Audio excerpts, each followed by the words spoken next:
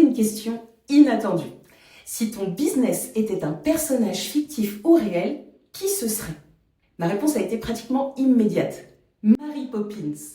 Attendez, pas la nounou qui chante avec un parapluie. Je parle de ce qu'elle fait vraiment quand elle arrive dans la vie d'une famille.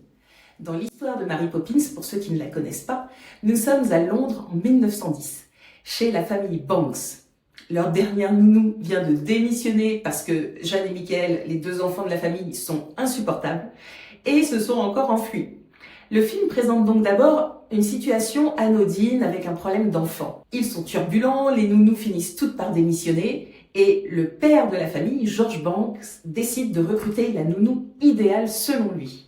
Rigoureuse, stricte, disciplinée. Il passe une annonce, mais les enfants ne l'entendent pas de cette manière et passent leur propre annonce. Bon, je vous passe les détails, mais comme par magie, un jour, Mary Poppins débarque chez eux en descendant du ciel avec son parapluie. Alors, au départ, tout le monde pense que le problème, ce sont les enfants, mais Mary Poppins, elle regarde la situation de toute la famille. Elle voit les enfants, bien sûr, mais elle voit aussi le père. Elle voit la mère, elle voit la maison, elle voit les règles, les habitudes, les rythmes de vie. Elle regarde ce qui ne fonctionne pas dans son ensemble. Et c'est là que je me suis dit, mais en fait, c'est exactement ma façon de travailler. Par exemple, quand une femme vient me voir et qu'elle me dit qu'elle est fatiguée, épuisée, je ne lui réponds pas de manière classique. Mais reposez-vous, madame. Ayez un meilleur sommeil, une meilleure alimentation, de l'exercice physique. Non, ça ne fonctionne pas comme ça. Je regarde d'abord qui cette femme est aujourd'hui. Est-ce qu'elle vit encore selon de vieilles règles qu'on lui a imposées ou qu'elle s'est imposée elle-même? Quel rôle elle joue? Qu'est-ce qu'elle porte pour les autres, comme pour elle? Qu'est-ce qu'elle croit devoir faire pour être une bonne mère, une bonne épouse, une bonne collaboratrice ou une bonne dirigeante? Ça, c'est son identité. Mais ensuite, je regarde aussi les lieux dans lesquels elle vit, son lieu de travail, son lieu d'habitation. Est-ce qu'elle est surstimulée du matin au soir par un environnement agressif? Est-ce que son endroit lui permet de souffler? Est-ce que son environnement soutient la femme qu'elle est devenue? Et ça, c'est la partie habitat. Et enfin, je regarde son rapport au temps. Comment elle utilise son temps? Comment elle trouve du temps pour elle?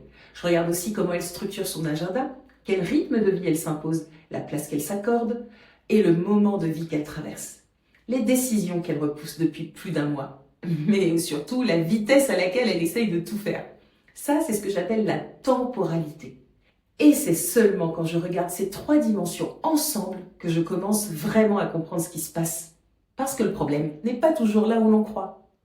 Vous pouvez penser que le problème vient des enfants, de votre travail, de votre couple, de votre fatigue chronique.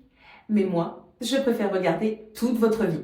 Vous, au sein de votre environnement de vie complet.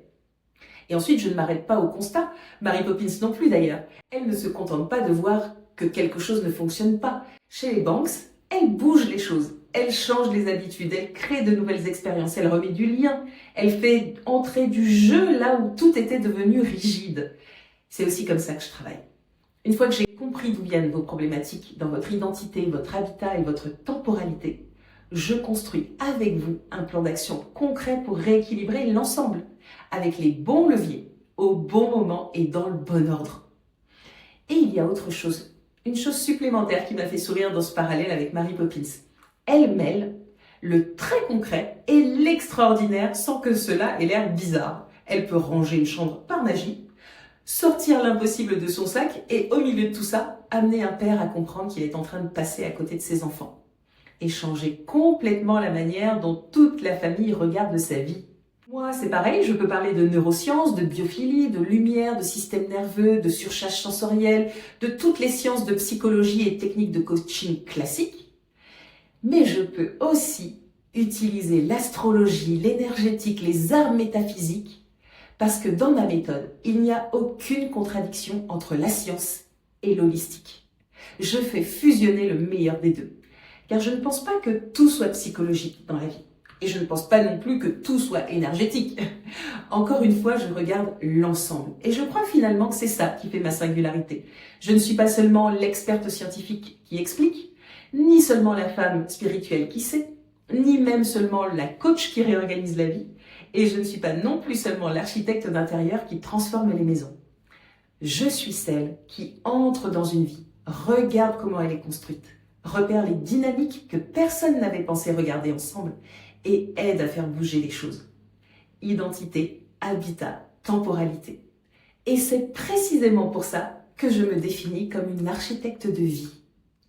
Je m'appelle Wina Lemoine et j'aide les femmes qui traversent une période difficile à comprendre ce qui se joue dans l'ensemble de leur vie pour bâtir une nouvelle trajectoire. Et pour cela, je propose le meilleur des sciences et des approches énergétiques parce que je veux pouvoir utiliser le bon outil pour la bonne personne au bon moment. Alors si tu traverses une période difficile comme une séparation, un deuil, une reconversion, une perte de sens ou cette période étrange où tu sens que quelque chose ne va plus sans vraiment réussir à comprendre quoi, tu es au bon endroit.